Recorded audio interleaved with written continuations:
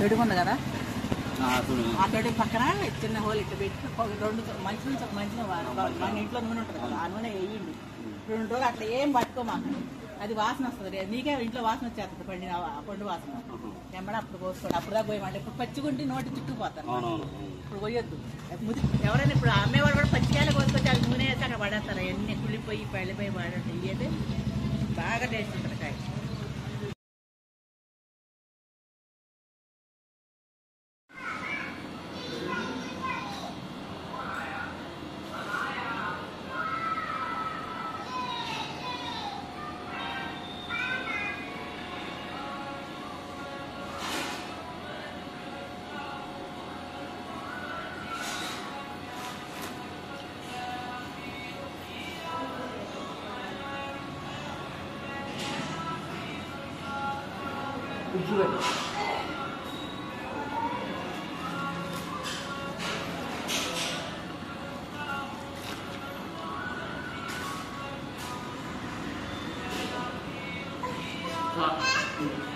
Stop.